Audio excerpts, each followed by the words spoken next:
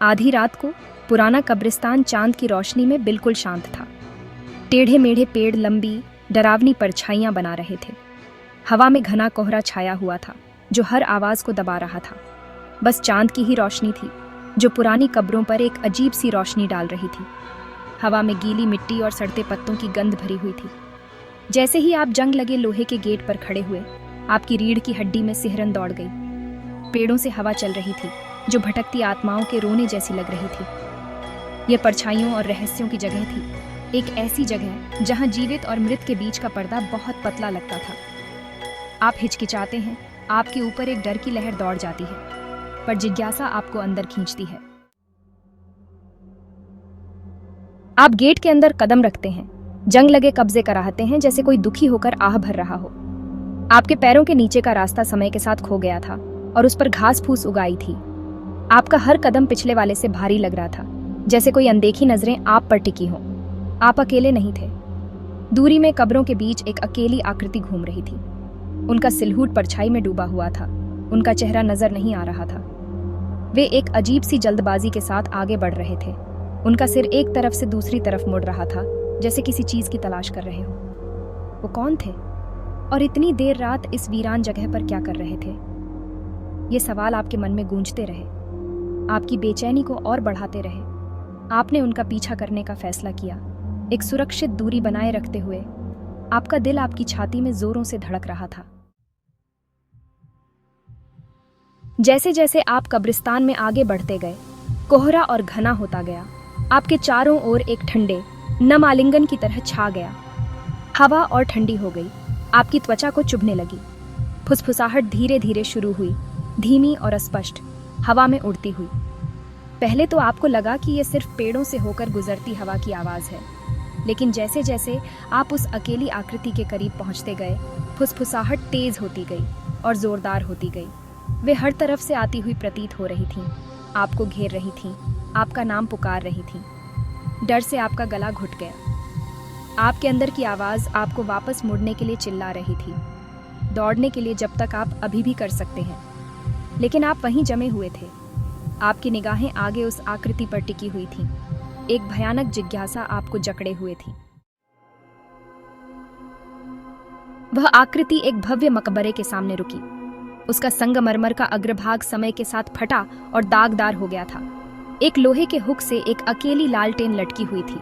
उसकी लौ हवा में बेतहाशा टिमटिमा रही थी, कब्रों पर अजीबोगरीब नाचते हुए साए डाल रही थी।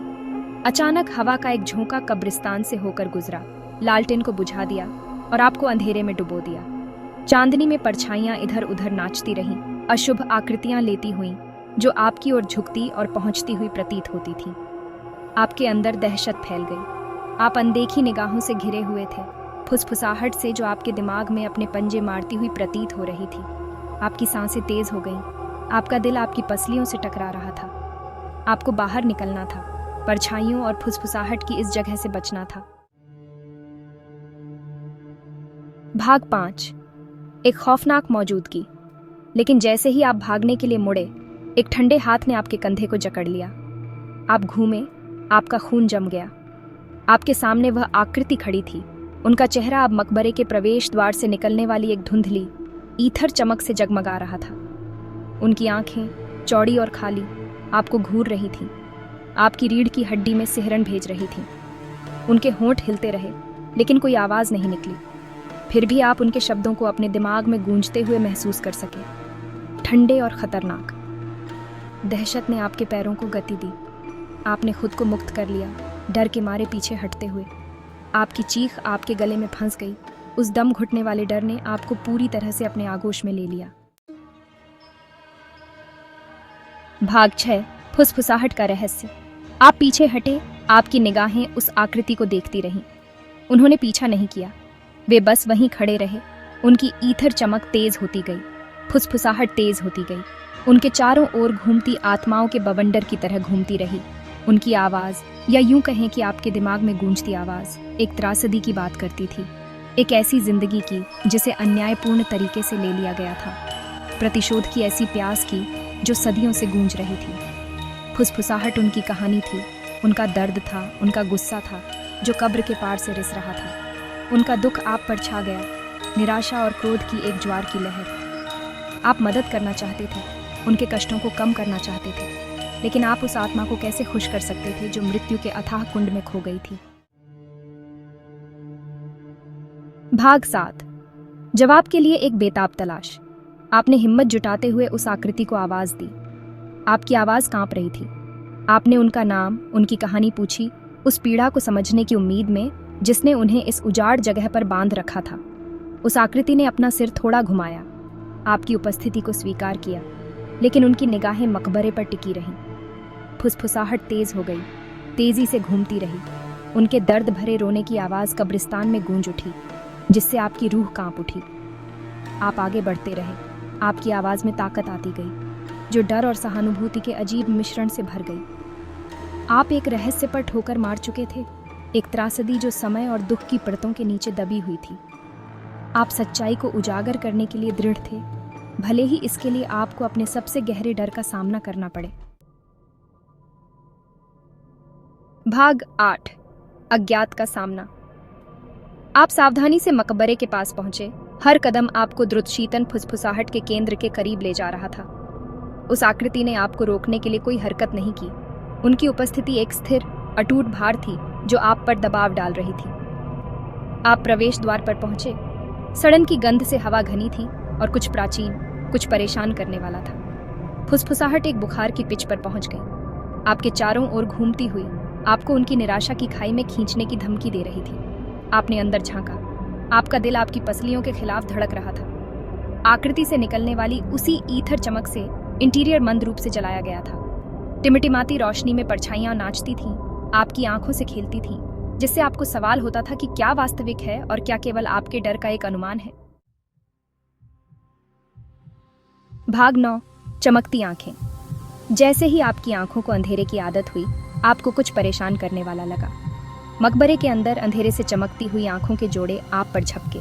वे उस आकृति की आंखें नहीं थीं, न ही वे किसी जीवित प्राणी की आंखें थीं जिन्हें आपने कभी देखा था। वे एक प्राचीन भूख से भरे हुए थे, एक ऐसी चाहत से जिससे आपकी रीढ़ की हड्डी में सिहरन दौड़ गई। वे पूरी तरह से किसी और चीज के थे, कुछ ऐसा जो परछाइयों में दुबका हुआ था, अनदेखा, अनसुना, फिर भी हमेशा मौजूद था। फुसफुसाहट तेज हो गई। उनके दर्द भरे रोने ने एक नया किनारा ले लिया, तात्कालिकता की भावना, प्रत्याशा की। आप एक बढ़ती हुई दहशत के साथ महसूस करते हैं कि आप उस एकाकी आकृति के साथ अकेले नहीं थे, आप घिरे हुए थे। भाग 10। रहस्योद्घाटन। वह आकृति घूमी, उनकी खाली निगाहें आपसे मिलीं। उनके होंठ हिल गए और आपके दिमाग में फुसफुसाहट बंद हो गई। एक ऐसी आवाज में जो धरती की गहराई से गूंजती हुई प्रतीत हो रही थी, उन्होंने एक ही शब्द कहा, खबरदार। जैसे ही वे बोले, आपके पैरों के नीचे की जमीन कांपने लगी। मकबरा कराह उठा, उसका संगमरमर का अग्रभाग ढह गया। अंधेरे में चमकती आंखें पास आ गईं, उनकी भूख स्पष्ट थी। आप पीछे हटे, आपका दिमाग घूम रहा था। ये केवल एक कब्रिस्तान नहीं था, ये कहीं अधिक भयावह था, कुछ प्राचीन और दुष्ट के लिए एक नाली, और आपने अनजाने में दरवाजा खोल दिया था। भाग 11। कब्रिस्तान का रहस्य। जमीन फट गई, उस अकेली आकृति को निगल गई और नीचे एक खाई खुल गई। आप पीछे हटे, आपका दिल आपकी छाती में जोरों से धड़क रहा था।